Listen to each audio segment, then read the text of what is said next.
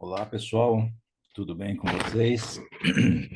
Vamos dar sequência ao estudo do Evangelho segundo o Espiritismo.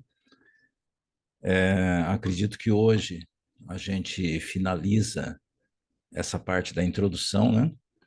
Como vocês puderam notar, nessa fase do conteúdo escrito mesmo, do texto, da área textual do Evangelho, a gente lê o slide e, em seguida, elaboramos um comentário sobre aquele texto, né?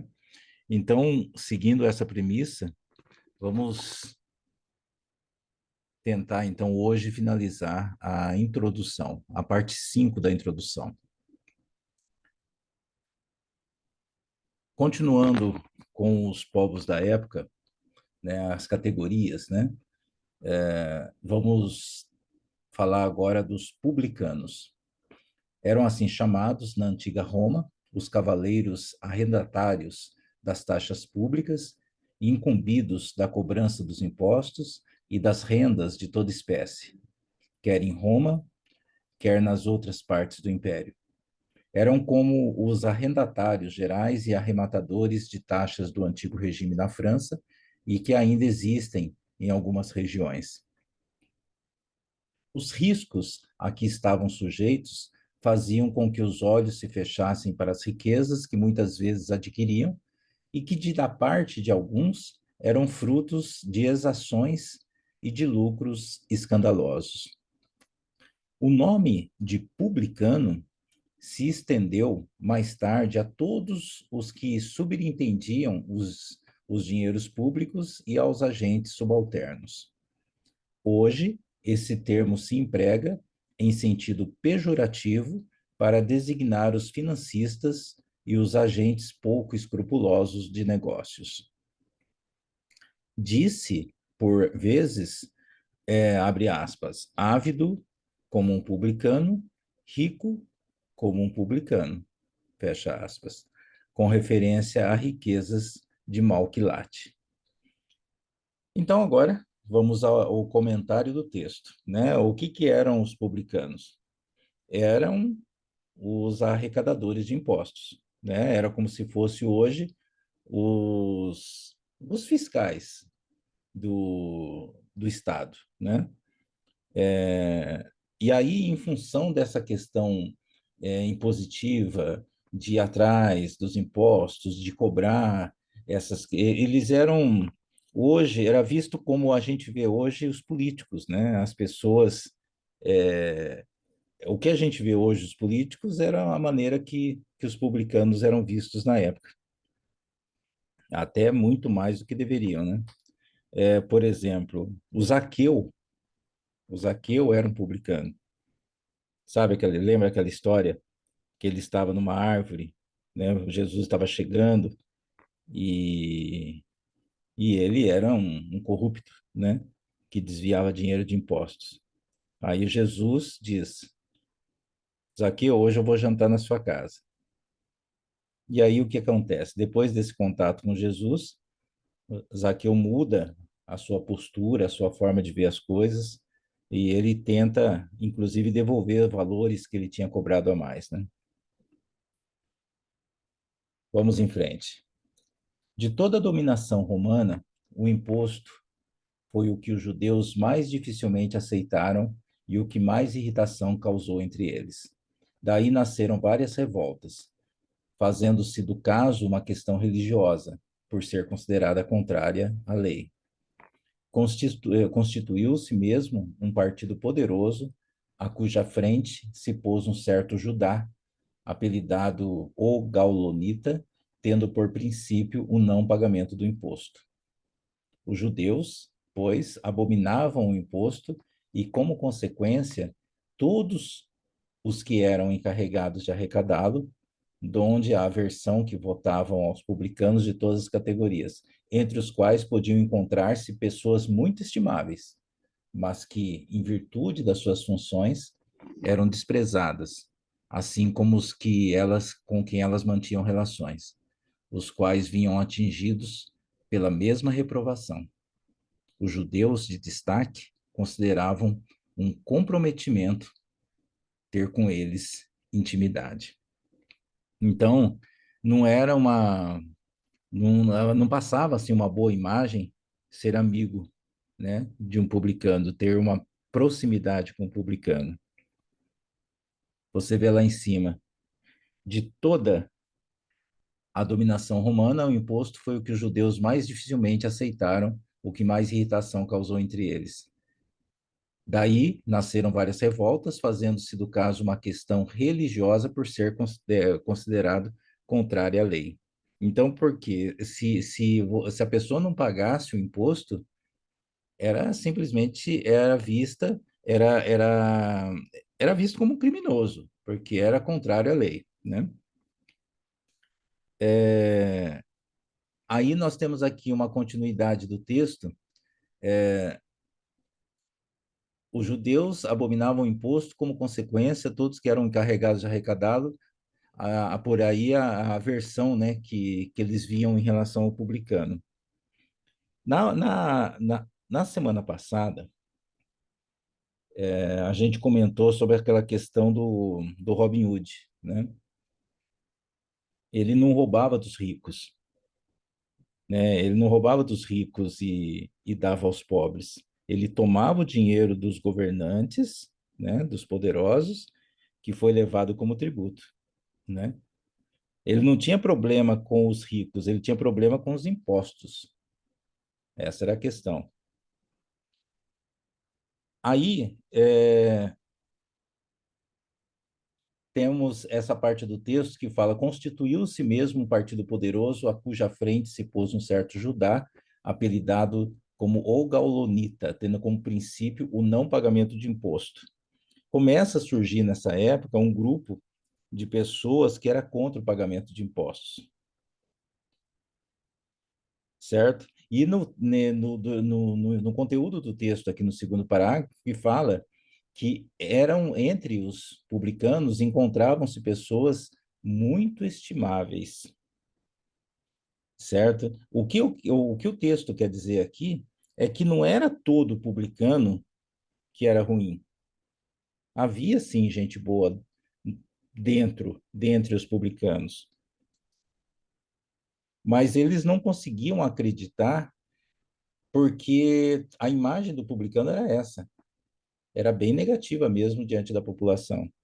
É o que hoje dizem quando você fala assim: ah, cara, eu estou pensando, de repente você encontra uma pessoa que você gosta muito, que você respeita muito, ou você pela internet você fala: pô, mas aquele cara vai se candidatar a deputado, entendeu? Você já começa a mudar. Não estou falando de todos nós, mas muitos de nós começa a mudar a imagem que temos de determinada pessoa quando a gente descobre que ele vai passar a ser um político, né? Então, da mesma forma, havia um estigma com os publicanos na época. Vamos continuar. Vamos falar agora dos portageiros. Os portageiros eram os arrecadadores de baixa categoria, incumbidos principalmente da cobrança dos direitos de entrada nas cidades. Suas funções correspondiam mais ou menos às dos empregados de alfândega e recebedores dos direitos de barreira. Compartilhavam da repulsa que pesava sobre os publicanos em geral. É essa a razão porque no Evangelho se depara frequentemente com a palavra publicano ao lado da expressão gente de má vida. Tal qualificação não implicava a de debochados ou vagabundos. Era um termo de desprezo, sinônimo de gente de má companhia, gente indigna de conviver com pessoas distintas. Então, resumidamente, os portageiros eram arrecadadores de alfândega, é como os alfandegários de hoje, né? Cobravam para, a partir do momento que a pessoa vai passar por lá, para aquela para aquela faixa, falar, a partir de agora, para entrar aqui na cidade, você vai ter uma tarifa, né, para entrar.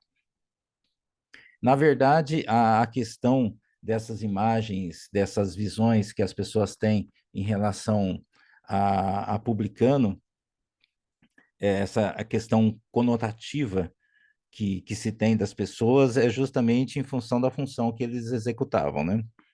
Os samaritanos, por exemplo, eram pessoas extremamente conservadoras, né?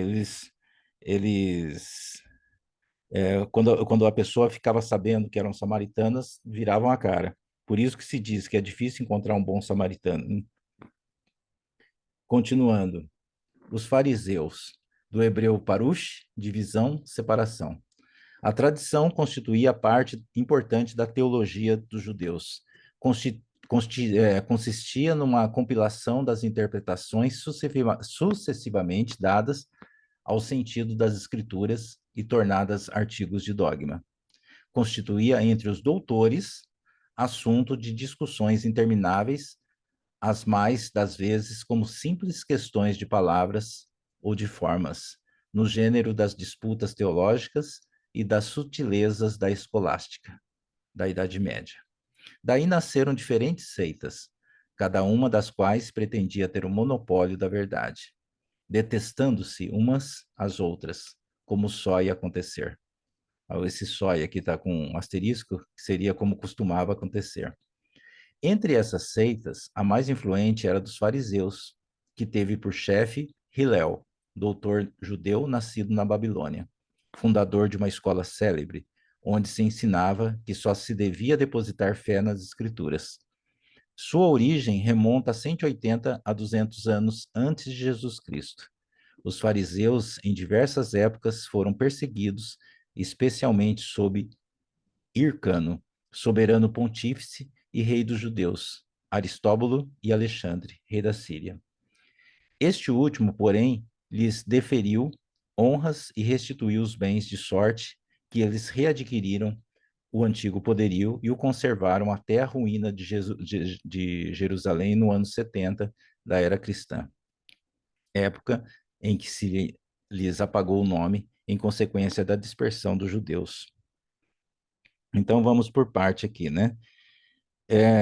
Ele cita a escolástica, né? Vamos dar uma passada numa nota de expositor que a gente coloca para abrir um parênteses em relação à escolástica.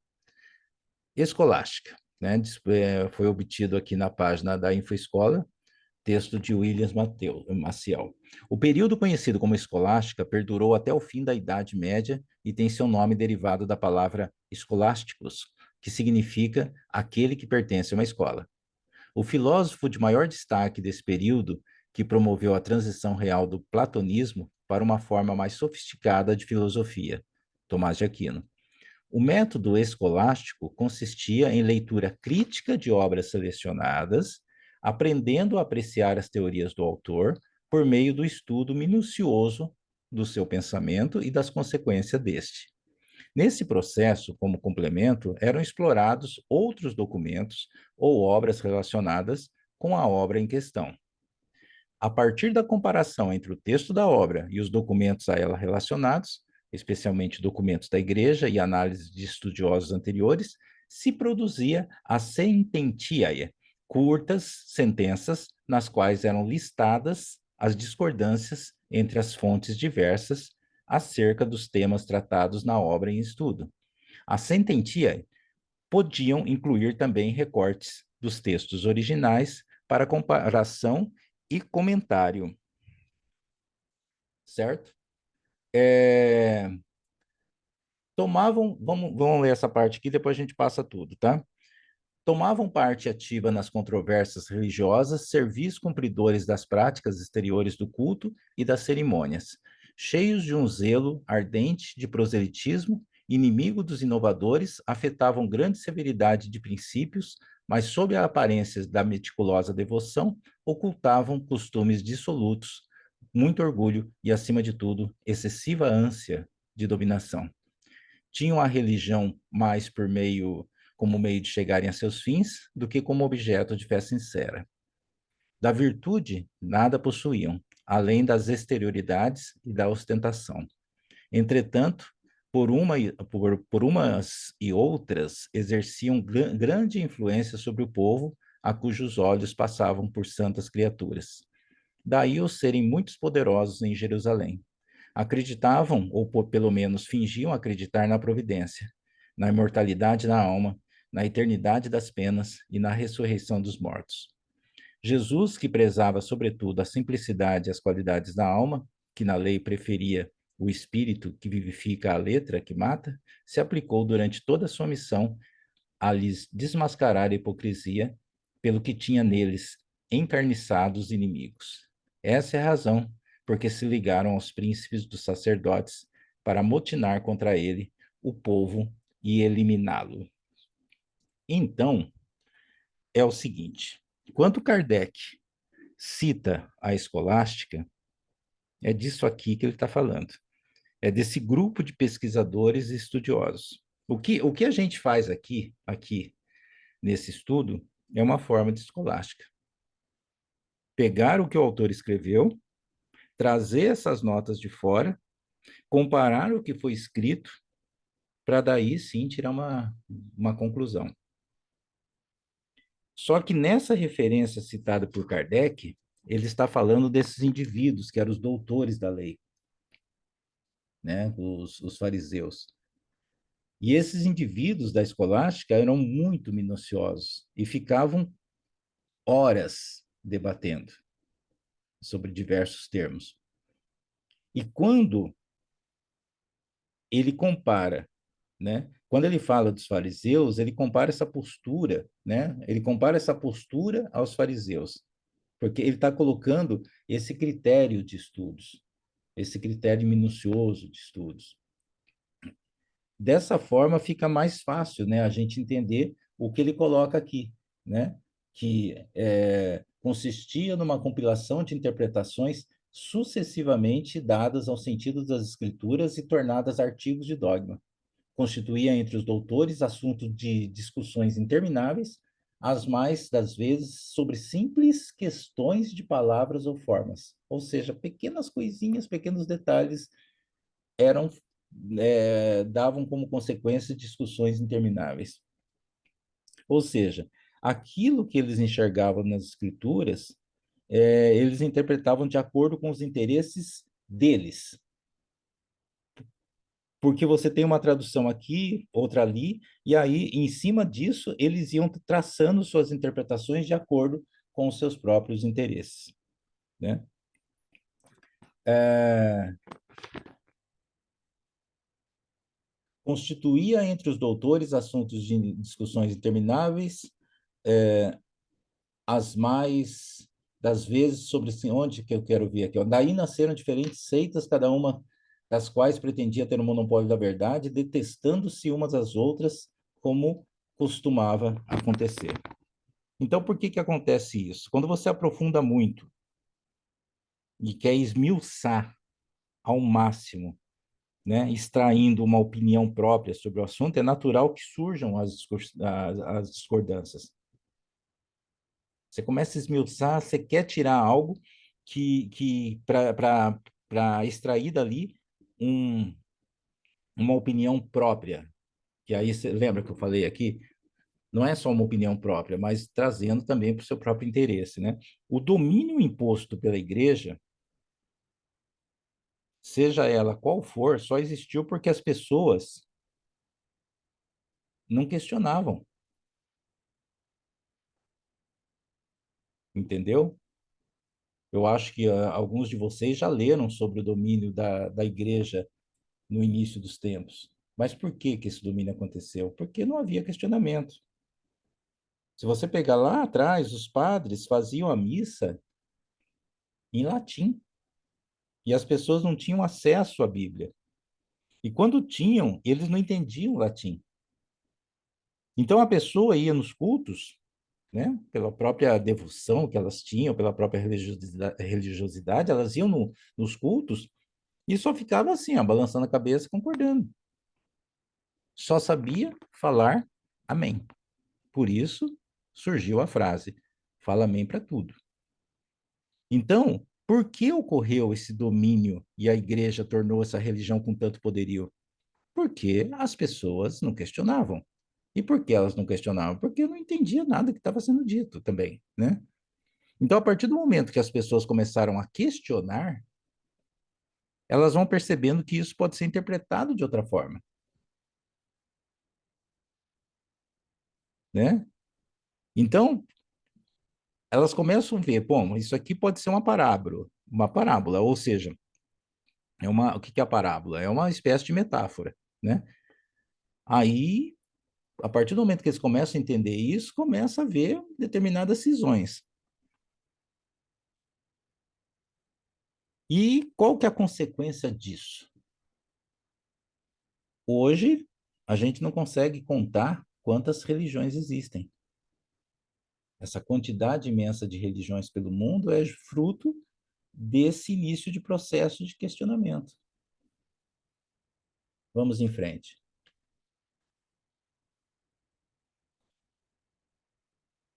Antes de mudar para para para as outras categorias, eu queria passar por esse slide aqui, só para concluir que a gente estava falando dos fariseus, né? Então, quem que eram os fariseus? Eram os indivíduos que se preocupavam mais com a forma do que com o conteúdo. O ritual era mais importante para eles do que o que estava sendo feito. Eu tenho, deixa eu abrir um parênteses aqui, eu tenho amigos que frequentam, na verdade, o que eu estou lembrando aqui, nem sei mais se frequentam, né? Mas estou lembrando de comentários, né? Eles frequentavam, vamos falar assim, igrejas evangélicas e tem aquele local, sabe? De doação de contribuições. Algumas pessoas chegavam lá na frente, isso foram comentários que me passaram, né? Daquele momento, daquela igreja, tá? Não vamos generalizar também. Chegavam lá na frente, tirava o dinheiro, levantava a nota assim da carteira assim, como se quisesse mostrar o que estava doando. Ou então, sabe aquela pessoa que tem o velcro na carteira? Ela vai abrir a carteira, faz um barulho, sabe? É claro que isso aí é um meio pejorativo, né? Mas, mas são coisas que, segundo eles, ocorriam. Então a pessoa está mais preocupada com em demonstrar o que estava fazendo do que com o propósito, de fato, do que deveria ser feito, né? Então ela não estava doando R$ 50 ou R$ 100 como dízimo, como forma de agradecer. Ela estava doando aquele valor para mostrar que estava doando aquele valor, né? Então, essa era a postura dos fariseus. Ela se preocupava em agir de uma forma assim, meio ritualística para demonstrar o ato propriamente dito, né? Agora eu pergunto para vocês, depois vocês podem me responder no nosso grupo. Existem fariseus nos dias de hoje? Será que existe? Estou falando a questão comportamental, tá? Não estou falando de ideologia. Isso fica algo para refletir, né? Continuando aqui, serviços cumpridores das práticas exteriores do culto e das cerimônias, como a gente acabou de falar, cheios de um zelo ardente de proselitismo, inimigos dos inovadores, afetavam grandes severidades de princípios. Ou seja, eram mais preocupados em converter os outros do que realmente no que estava acontecendo, né? Aí tem uma outra questão que ele cita. Aqui, ó, inimigo dos inovadores. Inimigo dos inovadores. Afetavam grande severidade de princípios. E eu pergunto para vocês que estão no meio espírita há algum tempo: existem inimigo dos inovadores no meio espírita? Ah, esse cara aí que está vindo aí, esse que ele está falando aí na palestra, nem dava atenção, ele é jovem demais, ele não, sabe, essas coisas que ele está falando, nada a ver, sabe? De repente a pessoa está falando algo e algo que de repente possa mudar algumas questões, algumas visões, mas você sente aquela aversão ao que ele tá aquilo que ele está propondo. Não sei se vocês já vivenciaram algo semelhante. Ou seja, por mais que tenha, que a civilização tenha evoluído, né, na tecnologia, enfim, ainda remonta nos tempos atuais muito conservadorismo nas pessoas. A gente está em 2024, certo? Mas, de certa forma, em alguns momentos, parece que a gente está lá atrás, não é verdade? A gente usa hoje roupas diferentes, mas se a gente não, a gente tem, digamos assim, costumes, né? Visualmente, a gente tem costumes diferentes. Mas se a gente não toma cuidado, a gente vai ficando para trás em muitas posturas. Por exemplo, você se identifica com o samaritano, você se identifica com o publicano, você se identifica com o fariseu, né? A gente passou aí algumas categorias já, dando a vocês determinadas características, né? Porque isso aqui eram organizações sociais na época, certo? Vamos trabalhar hoje como se fosse arquétipos. Vamos falar sobre postura. Ou seja, eu não sou um fariseu, doutor da lei, mas eu sou um fariseu porque eu me preocupo muito mais pela aparência do que pela essência. Eu não sou um samaritano porque eu moro em Samaria. Eu sou um samaritano porque eu não aceito nada que venha de fora. Eu só posso aceitar o que está aqui, entre os meus. E assim eu vou me identificando, né? Ao invés de ficar lendo aqui, estudando aqui, como se fosse algo meramente histórico. Essa não é a proposta desse curso. A proposta do curso é refletir sobre aquilo que está sendo colocado. Porque senão vira um curso de história, e não é o propósito. Aqui é a gente aproveitar o conteúdo do Evangelho para refletir sobre de que forma que a gente está atuando nessa existência. Com quem que eu me identifico? Você se identifica com algum desses povos ou com Jesus? Mais um ponto, hein? Para ouvir de vocês depois. Vamos em frente. Escribas, nome dado a princípio aos secretários do rei de Judá e a certos intendentes dos exércitos judeus. Mais tarde foi aplicado especialmente aos doutores que ensinavam a lei de Moisés e a interpretavam para o povo. Faziam causa comum com os fariseus, de cujos princípios partilhavam, bem como da antipatia que aqueles votavam aos inovadores. Daí o envolvê-los Jesus na reprovação que lançava aos fariseus. Então, os escribas, basicamente, eles tinham uma vinculação ideológica com os fariseus, né? Não tem muito o que acrescentar. Sinagoga. Sinagoga era o único templo que havia na Judéia, o de Salomão, em Jerusalém, onde se celebravam as grandes cerimônias do culto. Os judeus, todos os anos, lá iam em peregrinação para as festas principais, como os da Páscoa, da dedicação e dos tabernáculos. Por ocasião dessas festas é que Jesus também costumava ir lá. As outras cidades não possuíam templos, mas apenas sinagogas, edifícios onde os judeus se reuniam aos sábados para fazer preces públicas, sob a chefia dos anciães, dos escribas ou doutores da lei. Nelas também se realizavam leituras dos livros sagrados, seguidas de explicações e comentários, atividades dos quais qualquer pessoa podia participar. Por isso é que Jesus, sem ser sacerdote, ensinava aos sábados nas sinagogas. Desde a ruína de Jerusalém e a dispersão dos judeus, as sinagogas nas cidades por ele habitadas servem-lhes de templos para a celebração do culto. Então, as sinagogas seriam locais onde eram feitos os cultos. Saduceus. Os saduceus é uma seita judia que se formou por volta do ano 248 antes de Jesus Cristo e cujo nome lhe veio do Sadoc, seu fundador.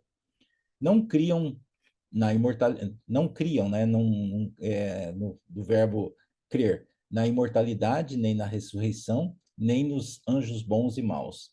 Entretanto, criam em Deus, nada, porém, esperando após a morte, só o serviam tendo em vista recompensas temporais, aos que, segundo eles, se limitava a providência divina.